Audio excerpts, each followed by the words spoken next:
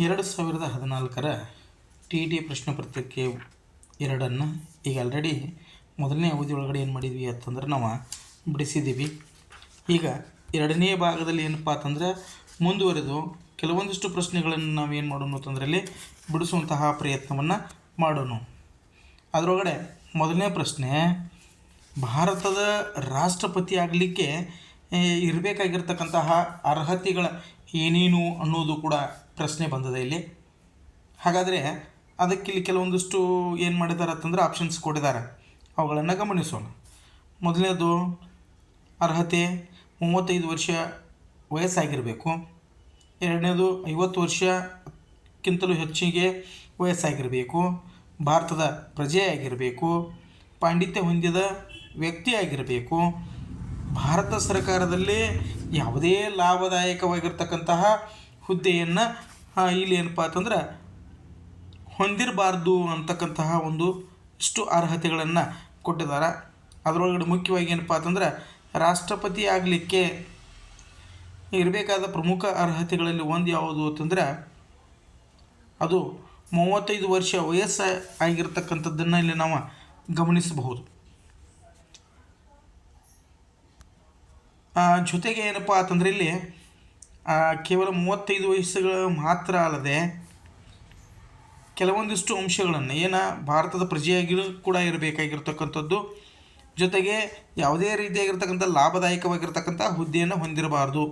ಹೀಗಾಗಿ ಇಲ್ಲಿ ಏನಪ್ಪ ಅಂತಂದ್ರೆ ಸರಿಯಾದ ಉತ್ತರ ಗಮನಿಸಿದಾಗ ಎ, ಸಿ ಮತ್ತು ಇ ವಿವರಣೆಗಳಲ್ಲಿ ಏನಪ್ಪ ಅಂತಂದ್ರೆ ಭಾರತದ ರಾಷ್ಟ್ರಪತಿ ಆಗಲಿಕ್ಕೆ ಇರಬೇಕಾಗಿರ್ತಕ್ಕಂಥ ಅರ್ಹತೆಗಳಿಗೆ ಸಂಬಂಧಿಸಿದಂತೆ ಏನು ಮಾಡ್ಯಾರ ಅಂತಂದ್ರೆ ಉತ್ತರವನ್ನು ಕೊಟ್ಟಿದ್ದಾರೆ. ಮುಂದುವರೆದು ದ್ವಿಸದನ ಶಾಸನ ಸಭೆಯನ್ನು ಹೊಂದಿರತಕ್ಕಂಥ ರಾಜ್ಯಗಳ ಯಾವ್ಯಾವ ಅಂತಕ್ಕಂಥ ಪ್ರಶ್ನೆಗಳು ಬರ್ತಾವೆ. ಅದರೊಳಗಡೆ ಮುಖ್ಯವಾಗಿ ಮೊದಲನೇ ಆಪ್ಷನ್ಸ್ ಏನೈತಿ, ಪಶ್ಚಿಮ ಬಂಗಾಳದ, ಪಂಜಾಬದ, ಉತ್ತರ ಪ್ರದೇಶದ, ಮಧ್ಯಪ್ರದೇಶ ಅದ. ಇನ್ನು ಎರಡನೇದು ಗುಜರಾತದ, ಮಹಾರಾಷ್ಟ್ರದ, ತಮಿಳುನಾಡದ, ಗೋವಾ ಅದ. ಒರಿಸ್ಸಾ ಐತಿ, ಪಶ್ಚಿಮ ಬಂಗಾಳದ, ಮೇಘಾಲಯ ಐತಿ, ತಮಿಳುನಾಡದ. ನಾಲ್ಕನೇ ಆಪ್ಷನ್ಸ್ನಲ್ಲಿ ಬಿಹಾರ್, ಕರ್ನಾಟಕ, ಮಹಾರಾಷ್ಟ್ರ, ಜಮ್ಮು ಮತ್ತು ಕಾಶ್ಮೀರ ಅಂತಕ್ಕಂತಹ ರಾಜ್ಯಗಳನ್ನು ಒಳಗೊಂಡಿರ್ತಕ್ಕಂಥ ಪ್ರಮುಖ ಒಂದಿಷ್ಟು ಶಾಸನ ಸಭೆಗಳನ್ನು ಹೊಂದ್ಯಾವ ಅಂತಕ್ಕಂಥ ಆಪ್ಷನ್ಸ್ಗಳನ್ನು ಕೊಟ್ಟಿದ್ದಾರೆ. ಇಲ್ಲಿ ನಾವು ಗಮನಿಸಿದಾಗ ಮುಖ್ಯವಾಗಿ ದ್ವಿಸದನ ಅಂತೇಳಿ ನಾವು ನೋಡಿದಾಗ ಮೇಲ್ಮನೆ ಮತ್ತು ಕೆಳಮನೆ ಸಂಬಂಧಪಟ್ಟಂಗೆ ಏನಪ್ಪ ಅಂತಂದ್ರೆ ದ್ವಿಸದನಗಳನ್ನು ನಾವು ಇಲ್ಲಿ ಗಮನಿಸ್ತೀವಿ. ಹೀಗಾಗಿ ಸರಿಯಾದ ಉತ್ತರ ಯಾವುದು ಅಂತಂದರೆ ಇಲ್ಲಿ 4ನೇದು ಬರ್ತದೆ. ಮುಖ್ಯವಾಗಿ ರಾಜ್ಯಸಭೆ ಮತ್ತು ಕೇಂದ್ರದಲ್ಲಿ ಬರ್ತಕ್ಕಂಥ ರಾಜ್ಯಸಭೆ ಮತ್ತು ಏನಪ್ಪ ಅಂತಂದ್ರೆ ಅಲ್ಲಿ ಲೋಕಸಭೆಗಳನ್ನು ನೋಡಿದಂಗೆ ಇಲ್ಲಿ ನಮ್ಮ ರಾಜ್ಯಗಳಿಗೆ ಸಂಬಂಧಪಟ್ಟಂಗೆ ವಿಧಾನಸಭೆ ಮತ್ತು ವಿಧಾನ ಪರಿಷತ್ತುಗಳು ಏನಾಗ್ತಾವೆ ಅಂದ್ರೆ ಸಂಬಂಧಿಸಿರ್ತಕ್ಕಂಥ ಒಂದು ಪ್ರಶ್ನೆ. ಮುಂದುವರೆದು ನಮ್ಮ ರಾಷ್ಟ್ರೀಯ ಧ್ಯೇಯವಾಕ್ಯ ಆಗಿರ್ತಕ್ಕಂತಹ ಸತ್ಯಮೇವ ಜಯತೆ ಎಂಬುದು ಯಾವ ಅಂಶಕ್ಕೆ ಏನಪ್ಪ ಅಂತಂದ್ರೆ ಆಯ್ದುಕೊಳ್ಳಲಾಗಿದೆ, ಅಂದರೆ ಯಾವ ಒಂದು ವಿಷಯದಿಂದ ಆಯ್ದುಕೊಳ್ಳಲಾಗಿದೆ. ಕಠೋಪನಿಷತ್ ಅಂತಕ್ಕಂಥದ್ದು, ಮಂಡುಕ ಉಪನಿಷತ್ನ ಅಂತಕ್ಕಂಥದ್ದು ಋಗ್ವೇದದಿಂದ ಆಯ್ಕೆ ಮಾಡ್ಕೊಂಡಿವೋ, ಯಜುರ್ವೇದದಿಂದ ನಾವು ಇದನ್ನು ಆಯ್ಕೆ ಮಾಡ್ಕೊಂಡಿವಿ ಅಂತೇಳಿ ನೋಡಿದಾಗ ಮಂಡುಕ ಉಪನಿಷತ್ನಲ್ಲಿ ಬರ್ತಕ್ಕಂಥ ಅಂಶದ ಆಧಾರದ ಮೇಲೆ ನಾವೇನು ಮಾಡ್ತೀವಿ ಅಂತಂದ್ರೆ ಸತ್ಯಮೇವ ಜಯತೆ ಅಂತಕ್ಕಂಥ ಒಂದು ಧ್ಯೇಯವಾಕ್ಯವನ್ನು ನಮ್ಮ ಒಂದು ಅಂಶವನ್ನು ಆಯ್ದುಕೊಂಡಿರ್ತಕ್ಕಂಥದ್ದು. ಇನ್ನು ಅದೇ ರೀತಿಯಾಗಿ ಇತಿಹಾಸವನ್ನು ಬೋಧನೆ ಮಾಡಬೇಕಾಗಿತ್ತು ಅಂತಂದ್ರೆ ಸಾಮಾನ್ಯ ಏನು ಆಗಿರ್ತಕ್ಕಂಥ ಉದ್ದೇಶ ಇಲ್ಲಿ ಒಳಗೊಂಡಿರ್ತಕ್ಕಂಥದ್ದು ಅಂತೇಳಿ. ಯಾಕಂದರೆ ಒಬ್ಬ ಇತಿಹಾಸ ಶಿಕ್ಷಕರಾಗಿ ನಾವಿಲ್ಲಿ ಆ ಒಂದು ಇತಿಹಾಸವನ್ನು ಬೋಧನೆ ಮಾಡುವಂಥ ಸಂದರ್ಭದಲ್ಲಿ ಯಾವ ಉದ್ದೇಶವನ್ನು ಇಟ್ಟುಕೊಂಡು ಇಲ್ಲಿ ಬೋಧನೆಯನ್ನು ಮಾಡ್ತೀವಿ ಅನ್ನೋದರ ಆಧಾರದ ಮೇಲೆ ಪ್ರಶ್ನೆ ಬರ್ತದೆ. ಉತ್ತಮ ಪೌರತ್ವದ ಲಕ್ಷಣಗಳನ್ನು ಬಳಸ್ತಕ್ಕಂಥದ್ದು, ಭೂಮಿಯ ಅಧ್ಯಯನದ ಬಗ್ಗೆ ಆಸಕ್ತಿಯನ್ನು ಹೆಚ್ಚಿಸುವಂಥದ್ದು, ವಿದ್ಯಾರ್ಥಿಗಳಲ್ಲಿ ಪೌರತ್ವದ ಪ್ರಜ್ಞೆಯನ್ನು ಬೆಳೆಸುವಂಥದ್ದು, ವಿದ್ಯಾರ್ಥಿಗಳಲ್ಲಿ ಐತಿಹಾಸಿಕ ಚಿಂತನಾ ಸಾಮರ್ಥ್ಯವನ್ನು ಹೆಚ್ಚಿಗೆ ಮಾಡ್ತಕ್ಕಂಥದ್ದನ್ನು ಇಲ್ಲಿ ನಾವೇನು ಮಾಡ್ತೀವಿ ಅಂತಂದ್ರೆ ಗಮನಿಸ್ತೀವಿ. ಇನ್ನು ವಿಶೇಷವಾಗಿ ಏನಪ್ಪ ಅಂತಂದರೆ ಇಲ್ಲಿ ಇತಿಹಾಸದ ಬೋಧನೆಗೆ ಸಂಬಂಧಪಟ್ಟಂಗೆ ಕೊಟ್ಟದಾರ ಅಂತಂದ ಬಳಕ ಇಲ್ಲಿ ಬರ್ತಕ್ಕಂಥ ಪ್ರಮುಖ ಐತಿಹಾಸಿಕ ಚಿಂತನಾ ಶಕ್ತಿಯನ್ನು ಬೆಳೆಸ್ತಕ್ಕಂಥ ಕೆಲಸವನ್ನು ಮಾಡ್ತಕ್ಕಂಥ ಉದ್ದೇಶ ಇತಿಹಾಸ ಶಿಕ್ಷಕರಾಗಿರ್ತಕ್ಕಂಥವರು ತಮ್ಮ ಬೋಧನೆಯ ಮುಖಾಂತರವಾಗಿ ಮಾಡುವಂಥ ಕೆಲಸ ಆಗಿರ್ತಕ್ಕಂಥದ್ದು. ಇನ್ನು ಅದೇ ರೀತಿಯಾಗಿ ಇತಿಹಾಸ ಶಿಕ್ಷಕನು ಮಕ್ಕಳಲ್ಲಿ ನಿರೂಪಣಾ ಶೈಲಿಯನ್ನು ಬೆಳೆಸಬೇಕಾಗಿತ್ತು ಅಂತಂದ್ರೆ ಯಾವ ಒಂದು ಬೋಧನಾ ಪದ್ಧತಿಯನ್ನು ಬಳಸಬೇಕು? ಯಾವುದು? ಉಪನ್ಯಾಸ ಪದ್ಧತಿಯನ್ನು ಬಳಸಬೇಕೋ, ಸಮಸ್ಯೆ ಪರಿಹಾರ ಪದ್ಧತಿಯನ್ನು ಬಳಸಬೇಕು, ಮೂಲಾಧಾರ ವಿಧಾನವನ್ನು ಬಳಸಬೇಕು, ಅಥವಾ ಸಮೀಕ್ಷಾ ವಿಧಾನವನ್ನು ಬಳಸಬೇಕು ಅಂತೇಳಿ ನಾವು ಇಲ್ಲಿ ನೋಡಿದಾಗ ನಾವು ಗಮನಿಸಬೇಕು, ಉಪನ್ಯಾಸ ಅಂತಕ್ಕಂಥ ಒಂದು ಪದ್ಧತಿಯನ್ನು ಅಳವಡಿಕೆ ಮಾಡಿದ್ದೇ ಆದಲ್ಲಿ ಮುಖ್ಯವಾಗಿ ವಿದ್ಯಾರ್ಥಿಗಳಲ್ಲಿ ಏನಪ್ಪ ಆಕತಿಪ್ಪ ಅಂತಂದ್ರೆ ನಿರೂಪಣಾ ಶೈಲಿ ಅಂತಕ್ಕಂಥದ್ದು ಯಾವ ರೀತಿ ನಾವು ನಿರೂಪಣೆಯನ್ನು ಮಾಡಬಹುದು ಅಂತಕ್ಕಂಥ ಒಂದು ವಿಷಯ ವಸ್ತುವನ್ನು ಮಕ್ಕಳಲ್ಲಿ ಏನು ಮಾಡ್ತೀವಿ ಅಂತಂದ್ರೆ ಅದನ್ನು ಬೆಳೆಸಲಿಕ್ಕೆ ಸಾಧ್ಯತೆ ಇದೆ. ಇನ್ನು ಇತಿಹಾಸ ಬೋಧಿಸ್ತಕ್ಕಂಥ ಶಿಕ್ಷಕರು ಹೊಂದಿರಲೇಬೇಕಾಗಿರ್ತಕ್ಕಂಥ ಲಕ್ಷಣ ಯಾವುದು ಅಂತೇಳಿ, ಸಮಾಜ ಸೇವೆನೋ, ಸಮಾಜದೊಂದಿಗೆ ಉತ್ತಮ ಸಂಬಂಧನೋ, ಕ್ಷೇತ್ರ ಅಧ್ಯಯನ ಮತ್ತು ಪ್ರವಾಸ ಕೈಗೊಳ್ಳುವುದಾಗಿರ್ಬೋದು, ರಾಜಕೀಯ ಭಾಷೆಯನ್ನು ಹೊಂದಿರತಕ್ಕಂಥದ್ದು. ಯಾವ ಅಂಶದ ಆಧಾರದ ಮೇಲೆ ಇತಿಹಾಸ ಬೋಧಿಸ್ತಕ್ಕಂಥ ಶಿಕ್ಷಕ ತನ್ನದೇ ಆಗಿರ್ತಕ್ಕಂಥ ಒಂದು ಲಕ್ಷಣವನ್ನು ಒಳಗೊಂಡಾನ ಅಂತೇಳಿ ನಾವು ಇಲ್ಲಿ ಪ್ರಶ್ನೆಯನ್ನು ನೋಡಿದಾಗ ಕ್ಷೇತ್ರದ ಬಗ್ಗೆ ಅಧ್ಯಯನ ಮತ್ತು ಪ್ರವಾಸ ಕೈಗೊಳ್ಳತಕ್ಕಂಥದ್ದು. ಅಂದರೆ ಇತಿಹಾಸ ಬೋಧಿಸ್ತಕ್ಕಂಥ ಶಿಕ್ಷಕರು ಆಯಾ ಒಂದು ಕ್ಷೇತ್ರದ ಅಧ್ಯಯನದ ಮಾಹಿತಿಯನ್ನು ಒಳಗೊಂಡಿರಬೇಕು. ಜೊತೆಗೆ ಪ್ರವಾಸವನ್ನು ಕೈಗೊಳ್ಳುವುದರ ಮುಖಾಂತರವಾಗಿ ಆಯಾ ಕ್ಷೇತ್ರದ ಅಧ್ಯಯನವನ್ನು ಮಾಡಿ ವರದಿಯನ್ನು ಸಿದ್ಧಪಡಿಸ್ಕೊಂಡು ಮಕ್ಕಳಿಗೆ ತಿಳಿಸಿರುವಂಥ ಒಂದು ಕೆಲಸ ಇಲ್ಲಿ ಇತಿಹಾಸ ಶಿಕ್ಷಕರ ಮೇಲೆ ಇರತಕ್ಕಂಥದ್ದು. ಯಾರಿಗೆ ಅಲ್ಲಿರ್ತಕ್ಕಂತಹ ಒಂದು ಕ್ಷೇತ್ರಗಳ ಅಧ್ಯಯನದ ಮಾಹಿತಿ ಇರ್ತದೋ ಅವರು ಏನಪ್ಪ ಅಂತಂದ್ರೆ ಇಲ್ಲಿ ಇತಿಹಾಸವನ್ನು ಬೋಧಿಸಲಿಕ್ಕೆ ಸರಿಯಾದ ಒಂದು ಮಾಹಿತಿಯನ್ನು ನೀಡಲಿಕ್ಕೆ ಏನಾಕತಿ ಅಂತಂದರೆ ಸಾಧ್ಯ ಆಗ್ತದೆ. ಮುಂದುವರಿದು ಸಮಾಜ ವಿಜ್ಞಾನವನ್ನು ಬೋಧಿಸಲು ಬಳಸುವ ಬೋಧನಾ ವಿಧಾನದಲ್ಲಿ ಸನ್ನಿವೇಶವನ್ನು ಒದಗಿಸಿಕೊಡಲಾಗುವುದು ಯಾವ ಅಂಶದ ಆಧಾರದ ಮೇಲೆ? ಜೀವನ ಚರಿತ್ರಾ ವಿಧಾನದ ಆಧಾರದ ಮೇಲೋ, ಅಥವಾ ಯೋಜನಾ ಪದ್ಧತಿ ಆಧಾರದ ಮೇಲೋ, ಚರ್ಚಾ ಪದ್ಧತಿ ಆಧಾರದ ಮೇಲೋ, ಉಪನ್ಯಾಸ ಪದ್ಧತಿಯ ಆಧಾರದ ಮೇಲೋ? ನೋಡಿರಿ, ಪ್ರಮುಖವಾಗಿ ಇದನ್ನು ನಾವು ಇಲ್ಲಿ ಮೊದಲ ಪ್ರಶ್ನೆಯನ್ನು ಅರ್ಥೈಸಿಕೊಂಡಾಗ ಮಾತ್ರ ಏನಾಕತಿ ಅಂದ್ರೆ ಸಾಧ್ಯ ಆಗ್ತತಿ. ಏನು ಯೋಜನಾ ಪದ್ಧತಿ ಅಂತೇಳಿ ನಾವಿಲ್ಲಿ ಗಮನಿಸ್ತೀವಿ. ಉತ್ತರ ಸರಿಯಾದದ್ದು ಏನು? ಒಂದು ಯೋಜನೆಯನ್ನು ರೂಪಿಸ್ಕೊಳ್ಬೇಕು. ಯೋಜನೆಯನ್ನು ರೂಪಿಸಿಕೊಂಡು ಆ ಯೋಜನೆಗೆ ಅನುಗುಣವಾಗಿ ಸಮಾಜ ವಿಜ್ಞಾನದ ಶಿಕ್ಷಕರು ಏನು ಮಾಡ್ತಾರೆ ಅಂದರೆ ಕೆಲವೊಂದಿಷ್ಟು ಸನ್ನಿವೇಶಗಳನ್ನು ಒದಗಿಸಿ ಅಲ್ಲಿ ಬೋಧನೆಯನ್ನು ಮಾಡಲಿಕ್ಕೆ ಏನಾಗ್ತೈತೆ ಅಂದ್ರೆ ಸಹಕಾರಿ ಆಗ್ತದೆ. ನಮ್ಮಲ್ಲಿ ಯೋಜನೆ ಇಲ್ಲದೆ ನಾವು ಬೋಧನೆ ಮಾಡೋಕೆ ಹೋದಿವಿ ಅಂತಂದ್ರೆ ಅದು ಬೋಧನೆ ಸರಿಯಾಗುವುದಿಲ್ಲ. ಆ ರೀತಿ ಯೋಜನಾ ಪದ್ಧತಿಯಿಂದನೇ ನಾವು ಸನ್ನಿವೇಶವನ್ನು ಒದಗಿಸಿ ಬೋಧನೆಯನ್ನು ಮಾಡಬೇಕು. ಇನ್ನು ಇತಿಹಾಸ ಕೊಠಡಿಯ ಒಂದು ಭಾಗದಲ್ಲಿ ಈ ಕೆಳಗಿನ ಯಾವ ವಿಭಾಗವನ್ನು ಸ್ಥಾಪಿಸಲೇಬೇಕು? ನೋಡಿರಿ, ಇತಿಹಾಸದ ಒಂದು ಕೊಠಡಿ ಐತಿ.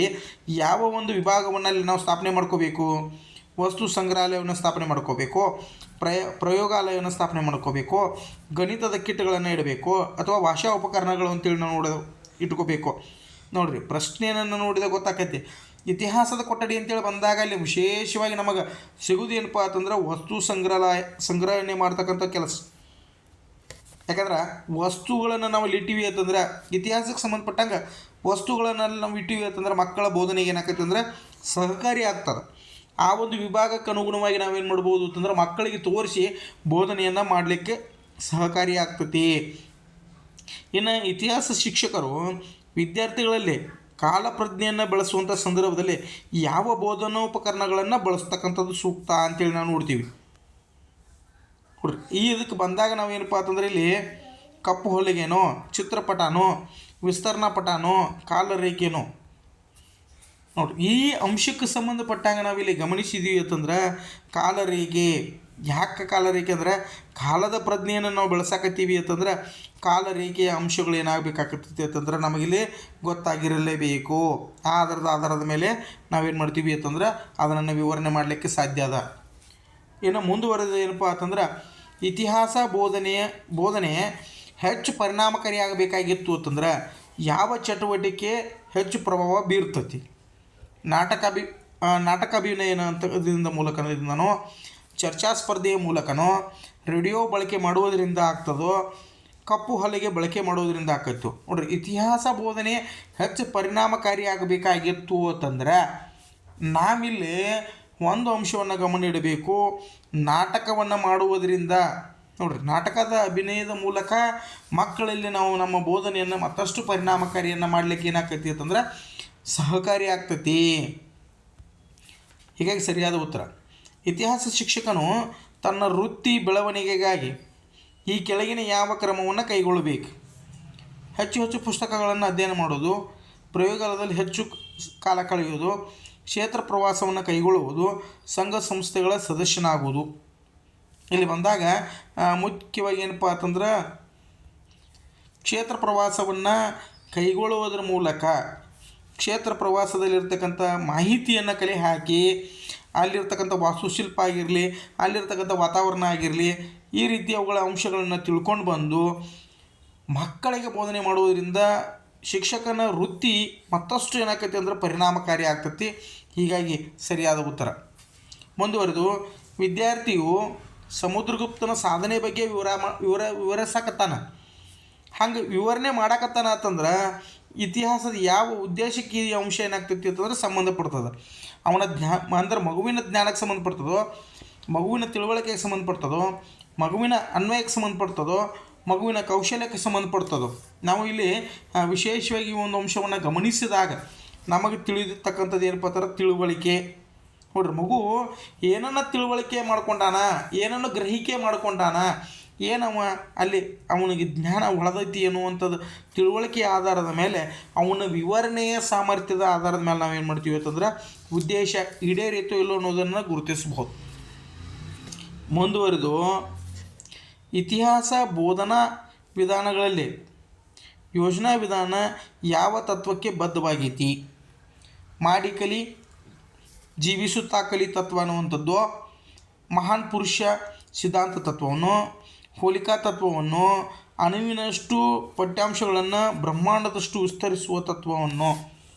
ಇಲ್ಲಿ ನಾವು ಬಂದಾಗ ಮುಖ್ಯವಾಗಿ ಮಾಡಿ ಕಲಿ, ಜೀವಿಸುತ್ತಾ ಕಲಿ ತತ್ವವನ್ನು ಇಟ್ಟುಕೊಂಡು ಇತಿಹಾಸ ಶಿಕ್ಷಕರು ಬೋಧನೆಯನ್ನು ಮಾಡಬೇಕು, ಯೋಜನೆಯನ್ನು ರೂಪಿಸಬೇಕು. ಇದನ್ನು ಮಾಡುವುದರಿಂದ ಮಕ್ಕಳ ಆಗುವ ಚಟುವಟಿಕೆಗಳಾಗಲಿ ಅಥವಾ ಅಲ್ಲಿ ಕಲಿತಕ್ಕಂಥದ್ದನ್ನಲ್ಲಿ ಮಾಡುವುದರ ಮುಖಾಂತರವಾಗಿ ತಮ್ಮ ಜೀವನದಾಗ ಏನು ಮಾಡ್ತಾರಂದ್ರೆ ಆ ಕಲಿತಿರ್ತಕ್ಕಂಥ ಒಂದು ಅಂಶಗಳನ್ನು ಅಳವಡಿಸಿಕೊಳ್ಳುವಂತಹ ಒಂದು ಪ್ರಯತ್ನವನ್ನು ಮಾಡ್ತಾರೆ. ಮುಂದುವರೆದು ಇತಿಹಾಸ ಶಿಕ್ಷಕರಾಗಿ ನೀವು ಅಶೋಕನ ಸಾಮ್ರಾಟನ ತಂದೆಯ ಬಗ್ಗೆ ಏನು ಮಾಡಾಕತ್ತೀರಿ ಅಂತಂದ್ರೆ ಪ್ರಶ್ನೆ ಕೇಳಾಕತ್ತೀರಿ. ಅಶೋಕ ಸಾಮ್ರಾಟನ ತಂದೆ ಯಾರು ಅಂತೇಳಿ ಪ್ರಶ್ನೆ ಕೇಳಾಕತ್ತೀರಿ. ಈ ಪ್ರಶ್ನೆ ಕೇಳುವಂಥ ಉದ್ದೇಶ ಹೆಂಗೆ ನೀವು ಈಡೇರಿಸ್ಕೊಳ್ತೀರಿ ಅನ್ನೋದು. ಅದು ಅನ್ವಯದ ಮೂಲಕನೋ, ಕೌಶಲ್ಯ ತತ್ವದ ಮೂಲಕನೋ, ಜ್ಞಾನದ ಮೂಲಕನೋ, ತಿಳುವಳಿಕೆಯ ಮೂಲಕನೋ. ನೋಡಿ, ಪ್ರಶ್ನೆ ಇತಿಹಾಸ ಶಿಕ್ಷಕರಾಗಿ ನೀವು ಅಶೋಕ ಸಾಮ್ರಾಟನ ತಂದೆ ಯಾರು ಎಂಬ ಪ್ರಶ್ನೆ ಕೇಳುವುದರ ಮುಖಾಂತರವಾಗಿ ಯಾವ ಉದ್ದೇಶವನ್ನು ಈಡೇರಿಸಿಕೊಳ್ಳುವಿರಿ ಅಂತೇಳಿ ನಾವು ಬಂದಾಗ ಮುಖ್ಯವಾಗಿ ಇಲ್ಲಿ ನಾವು ಗಮನಿಸಬೇಕು. ಇದಕ್ಕೆ ಉತ್ತರ ಸರಿ ಏನಪ್ಪ ಅಂತಂದ್ರೆ ಜ್ಞಾನಕ್ಕೆ ಸಂಬಂಧಪಟ್ಟಂಗೆ ಮಗುವಿನ ಜ್ಞಾನ ಅಭಿವೃದ್ಧಿಯಾಗಿದೆ ಇಲ್ವೋ, ಅವನ ಉದ್ದೇಶ ಏನು, ಶಿಕ್ಷಕರ ಉದ್ದೇಶ ಏನಾಗ್ತೈತಿ ಅಂದ್ರೆ ಇಲ್ಲಿ ಸ್ಪಷ್ಟವಾಗಿ ತಿಳಿತತಿ. ನಾ ಹೇಳಿರ್ತಕ್ಕಂಥ ಪಾಠ ಪರಿಣಾಮಕಾರಿಯಾಗಿ ಮಗುವಿನಲ್ಲಿ ಜ್ಞಾನವನ್ನು ಉಂಟು ಮಾಡಿದೋ ಇಲ್ವೋ ಅಂತಕ್ಕಂಥರ ಆಧಾರದ ಮೇಲೆ ಈ ಅಂಶ ಏನಾಗ್ತೈತಿ ಅಂತಂದ್ರೆ ಇಲ್ಲಿ ನಮಗೆ ಅರ್ಥೈಸಿಕೊಳ್ಳಿಕ್ಕೆ ಸಾಧ್ಯ ಆಗ್ತದೆ. ಸ್ಥಳೀಯ ಇತಿಹಾಸ ಬೋಧನೆಯಲ್ಲಿ ಯಶಸ್ವಿಯಾಗಲು ನೋಡಿ, ಸ್ಥಳೀಯ ಇತಿಹಾಸ ಬೋಧನೆಯೊಳಗೆ ಯಶಸ್ವಿಯಾಗಲು ಶಿಕ್ಷಕರಾಗಿರ್ತಕ್ಕಂಥವ್ರು ಯಾವ ಚಟುವಟಿಕೆಗಳನ್ನ ಕೈಗೊಳ್ಳಬೇಕು? ಪ್ರವಾಸ ಕೈಗೊಳ್ಳುವುದು, ಸ್ಥಳೀಯ ಮಹಾನ್ ವ್ಯಕ್ತಿಗಳ ಜೀವನ ಚರಿತ್ರೆ ಅಧ್ಯಯನ ಮಾಡುವುದು, ವಿದ್ಯಾರ್ಥಿಗಳ ಸಂದರ್ಶನ ಮಾಡುವುದು, ಅಂತಾರಾಷ್ಟ್ರೀಯ ಮಟ್ಟದ ಇತಿಹಾಸವನ್ನು ಅಧ್ಯಯನ ಮಾಡ್ತಕ್ಕಂಥದ್ದಾಗಿರಬಹುದು. ಇಲ್ಲಿ ನಾವು ಬಂದಾಗ ಪ್ರಮುಖವಾಗಿ ಆಯಾ ಒಂದು ಕ್ಷೇತ್ರಕ್ಕೆ ಸಂಬಂಧಪಟ್ಟಂಗೆ ಸ್ಥಳೀಯ ಮಹಾನ್ ವ್ಯಕ್ತಿಗಳ ಜೀವನ ಚರಿತ್ರೆಯನ್ನು ಅಧ್ಯಯನ ಮಾಡುವುದರಿಂದ ಆಯಾ ಒಂದು ಸ್ಥಳೀಯ ಇತಿಹಾಸದ ಬೋಧನೆಯಲ್ಲಿ ಶಿಕ್ಷಕರು ಏನಾಗ್ತಾರೆ ಅಂತಂದ್ರೆ ಪರಿಣಾಮಕಾರಿ ಆಗ್ತಾರೆ, ಯಶಸ್ವಿ ಆಗ್ತಾರೆ, ತಮ್ಮನ್ನು ತಾವು ಏನಪ್ಪ ಅಂತಂದ್ರೆ ಉತ್ತಮರನ್ನಾಗಿ ಅರ್ಥೈಸ್ಕೊಳ್ಳಿಕ್ಕೆ ಏನಾಕೈತಿ ಅಂದ್ರೆ ಸಹಕಾರಿ ಆಗ್ತೈತಿ. ಮುಂದುವರಿದು ಇತಿಹಾಸ ಶಿಕ್ಷಕರಾದ ನಿಮಗೆ ಯಾವ ಇತಿಹಾಸ ಬೋಧನೆಗೆ ವಿಷಯ ಸಹಕಾರಿ ಆಗ್ತೈತಿ ಅಂತೇಳಿ ಸಾಹಿತ್ಯನೋ, ಭೌತಶಾಸ್ತ್ರನೋ, ಅರ್ಥಶಾಸ್ತ್ರನೋ, ರಸಾಯನಶಾಸ್ತ್ರನೋ, ಈ ಮೂರು ವಿಷಯಗಳು ಏನಪ್ಪ ಅಂತಂದರೆ ಇಲ್ಲಿ ನಾವು ನೋಡಿದಾಗ ವಿಜ್ಞಾನ ವಿಭಾಗಕ್ಕೆ ಸಂಬಂಧಪಟ್ಟಂತೆ ಏನಾಕೈತಿ ಅಂತಂದ್ರೆ ನಮ್ಗೆ ಗೋಚರ ಆಗ್ತೈತಿ. ಸಾಹಿತ್ಯ ಅನ್ನುವಂಥದ್ದು ಏನಪ್ಪ ಅಂತಂದ್ರೆ ಪ್ರಮುಖವಾಗಿ ಇತಿಹಾಸ ಶಿಕ್ಷಕರಿಗೆ ಇತಿಹಾಸವನ್ನು ಬೋಧನೆ ಮಾಡುವಂಥ ಸಂದರ್ಭದಲ್ಲಿ ಅಲ್ಲಿ ಬರ್ತಕ್ಕಂತಹ ಸಾಹಿತ್ಯದ ವಿಚಾರಗಳ ಮುಖಾಂತರವಾಗಿ ನಾವೇನು ಮಾಡ್ಬೋದು, ಬೋಧನೆ ಮಾಡಲಿಕ್ಕೆ ಸಹಕಾರಿ ಆಗ್ತೈತಿ. ಇತಿಹಾಸ ಪಠ್ಯ ವಸ್ತುವಿನ ಗುಣಲಕ್ಷಣಗಳಲ್ಲಿ ಯಾವ ಅಂಶ ಏನಾಗೈತಿ ಅಂತಂದ್ರೆ ಒಂದಾಗೈತಿ. ವ್ಯಾವಹಾರಿಕ ಜ್ಞಾನವನ್ನು ಬೆಳೆಸುವುದು, ಸಂವಹನ ಕೌಶಲ್ಯವನ್ನು ಬೆಳೆಸುವುದು, ವೈಜ್ಞಾನಿಕ ಮನೋಭಾವನೆಯನ್ನು ಬೆಳೆಸುವುದು, ಅಂತಾರಾಷ್ಟ್ರೀಯ ತಿಳುವಳಿಕೆಯನ್ನು ಮೂಡಿಸ್ತಕ್ಕಂಥದ್ದು. ಈ ಪ್ರಶ್ನೆಗೆ ಸಂಬಂಧಪಟ್ಟಂಗೆ ಇಲ್ಲಿ ನಾವು ಗಮನಿಸಿದ್ದೀವಿ ಅಂತಂದ್ರೆ ಅಂತಾರಾಷ್ಟ್ರೀಯ ಮಟ್ಟದೊಳಗಡೆ ತಿಳುವಳಿಕೆಯನ್ನು ಮೂಡಿಸ್ತಕ್ಕಂಥದ್ದು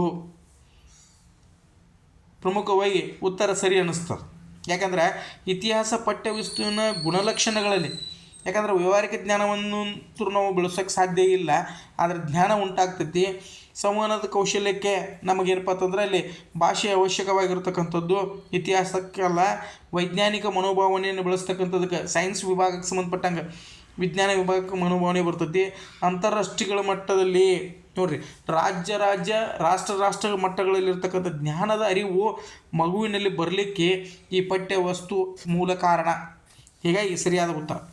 ಇತಿಹಾಸ ಶಿಕ್ಷಕನು ತರಗತಿಯಲ್ಲಿ ಒಂದು ಭೂಪಟ ಬಳಕೆ ಮಾಡಕತ್ತಾನ. ಆ ಬಳಕೆಯನ್ನು ಮಾಡುವುದರ ಮೂಲಕ ವಿದ್ಯಾರ್ಥಿಗಳಲ್ಲಿ ಯಾವ ಸಾಮರ್ಥ್ಯವನ್ನು ಬೆಳೆಸಬಹುದು?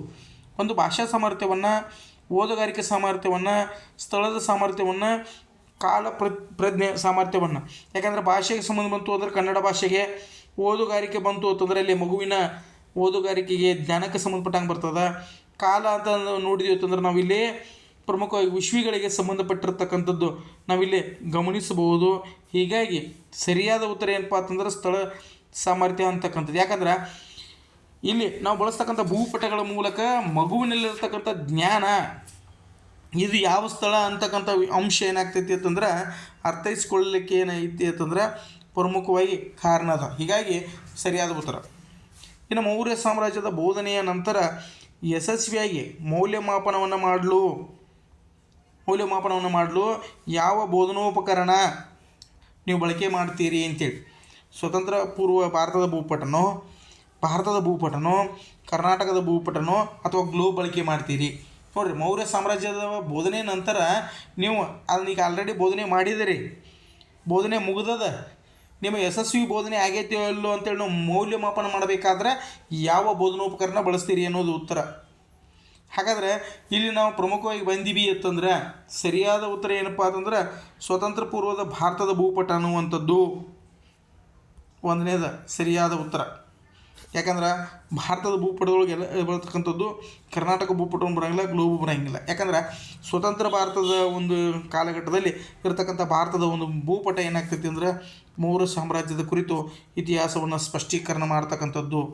ಮುಂದುವರೆದು ನೋಡಿದಾಗ ಇತಿಹಾಸ ಶಿಕ್ಷಕರಾಗಿ ನೀವು ವಿದ್ಯಾರ್ಥಿಗಳನ್ನು ಈ ಕೆಳಗಿನ ಯಾವ ಸ್ಥಳಕ್ಕೆ ಪ್ರವಾಸಕ್ಕೆ ಅಂತೇಳಿ ಕರ್ಕೊಂಡು ಹೋಗಿ ಅವರಿಗೆ ಜ್ಞಾನವನ್ನು ನೀಡಬೇಕು ಅಂತೇಳಿ ಬಯಸ್ತೀರಿ? ಯಾನಕ್ಕೆ ಕರ್ಕೊಂಡು ಹೋಗ್ತಿರೋ, ಮಂಗಳೂರು ಬೀಚ್ ಕರ್ಕೊಂಡು ಹೋಗ್ತಿರೋ, ಹಂಪೆಗೆ ಕರ್ಕೊಂಡು ಹೋಗ್ತಿರೋ, ಹಟ್ಟಿ ಚಿನ್ನದ ಗಣಿಗೆ ಕರ್ಕೊಂಡು ಹೋಗ್ತಿರೋ? ನೋಡಿರಿ, ನಾವಿಲ್ಲಿ ನೋಡಿದಾಗ ಏನು ಕೊಟ್ಟಾರವ್ರ, ಒಬ್ಬ ಇತಿಹಾಸ ಶಿಕ್ಷಕರಾಗಿ ನೀವು ವಿದ್ಯಾರ್ಥಿಗಳನ್ನು ಯಾವ ಸ್ಥಳಕ್ಕೆ ಪ್ರವಾಸ ಕೈಕೊಂಡು ಹೋಗಲಿಕ್ಕೆ ಪ್ರಯತ್ನ ಮಾಡ್ತೀರಿ ಅಥವಾ ಬಯಸ್ತೀರಿ ಅಂತೇಳಿ ನೋಡೋದಾದರೆ ನಾವು ಹಂಪೆಗೆ ವಿಶೇಷವಾಗಿ ಕರ್ಕೊಂಡು ಹೋಗ್ಬೋದು. ಸರ್ ಇದ್ರೂ ಬರ್ಬೋದಲ್ರಿ, ಮಂಗಳೂರು ಬೀಚು ಬರ್ಬೋದಲ್ರಿ, ಹಟ್ಟಿ ಚಿನ್ನದ ಗಣಿನೂ ಬರ್ಬೋದ್ರಿ ಅಂತೇಳಿ ನೋಡ್ತೀರಿ. ಆದರೆ ವೈಜ್ಞಾನಿಕ ದೃಷ್ಟಿಕೋನಕ್ಕೆ ಅನುಗುಣವಾಗಿ ನಾವು ಇತಿಹಾಸ ಶಿಕ್ಷಕರಾಗಿ ನೋಡಿದಾಗ ಇಲ್ಲಿ ಹಂಪೆಯಲ್ಲಿರ್ತಕ್ಕಂತಹ ನೋಡಲಿಕ್ಕೆ ಸಿಗ್ತಕ್ಕಂತಹ ರಾಜರ ಕಾಲಘಟ್ಟದಲ್ಲಿರ್ತಕ್ಕಂಥವುಗಳ ವಿಚಾರಗಳು, ಒಂದು ಸ್ಥಳದ ಮಾಹಿತಿ ನಮಗೇನಾಕೈತಿ ಅಂತಂದ್ರೆ ಅತಿ ಅಮೂಲ್ಯವಾಗಿರ್ತಕ್ಕಂಥದ್ದು. ಅದಕ್ಕಂದರೆ ಇದು ಇತಿಹಾಸಕ್ಕೆ ಸಂಬಂಧಪಟ್ಟಿರ್ತಕ್ಕಂಥ ಒಂದು ವಿಷಯ, ಅಂಶ ಅಥವಾ ಸ್ಥಳ ಅಂತೇಳಿ ನಾವು ನೋಡ್ತೀವಿ. ಇನ್ನು ವಿದ್ಯಾರ್ಥಿಗಳು ಅನ್ವಯ ಸಾಮರ್ಥ್ಯವನ್ನು ಪರೀಕ್ಷಿಸಲಿಕ್ಕೆ ಯಾವ ಪ್ರಶ್ನೆ ಸಹಾಯಕಾರಿಯಾಗ್ತೈತಿ? ಕಳಿಂಗ ಯುದ್ಧ ಯಾರ್ಯಾರ ಮಧ್ಯೆ ನಡೀತು ಅಂತೇಳಿ ಬರ್ತದೋ, ಕಳಿಂಗ ಯುದ್ಧದ ಪರಿಣಾಮದ ವಿಶ್ಲೇಷಣೆ ಅಂತೇಳಿ ಬರ್ತದೋ, ಕಳಿಂಗ ಯುದ್ಧದ ಬಗ್ಗೆ ವಿವರಿಸಿ ಅಂತೇಳಿ ಬರ್ತದೋ, ಕಳಿಂಗ ಯುದ್ಧದ ಎಷ್ಟರಲ್ಲಿ ನಡೀತು ಅಂತೇಳಿ ಬರ್ತದೋ? ಪ್ರಶ್ನೆ ನಾವು ಅರ್ಥ ಮಾಡ್ಕೊಡ್ರಿ. ಅನ್ವಯ ಸಾಮರ್ಥ್ಯವನ್ನು ಮಗು ಒಂದು ಪ್ರಶ್ನೆ ಕೇಳಾಕೈತೀವಿ ಅಂದ್ರೆ ಅದನ್ನ ಹೆಂಗೆ ಅನ್ವಯಿಕೆ ಮಾಡ್ಕೋತೈತಿ ಅದು ಪ್ರಶ್ನೆಯನ್ನು ಅನ್ನೋದರ ಆಧಾರದ ಮೇಲೆ ಪ್ರಶ್ನೆ ಬರ್ತದೆ. ಇಲ್ಲಿ ನಾವು ನೋಡೋದಾಯಿತು ಅಂತಂದ್ರೆ ಪ್ರಮುಖವಾಗಿ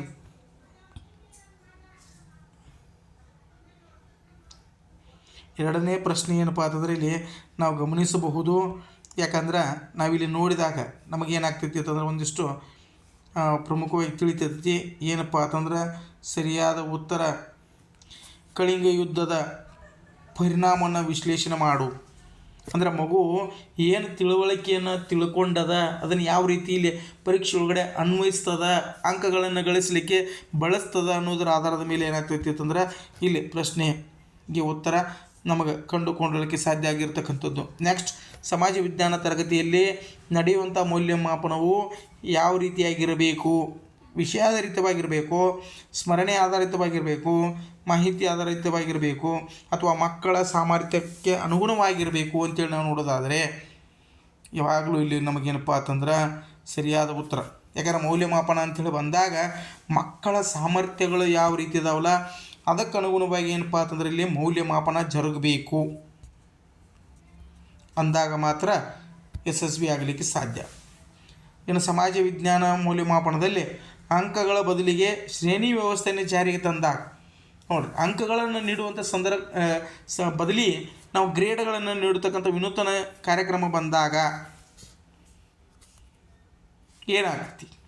ನಿರಂತರ ಮತ್ತು ಸಮಗ್ರ ಮೌಲ್ಯಮಾಪನ ಪದ್ಧತಿಯೋ, ಚೈತನ್ಯ ಪದ್ಧತಿಯೋ, ತ್ರೈಮಾಸಿಕ ಪದ್ಧತಿಯೋ, ಅಥವಾ ಸೆಮಿಸ್ಟರ್ ಪದ್ಧತಿಯೋ?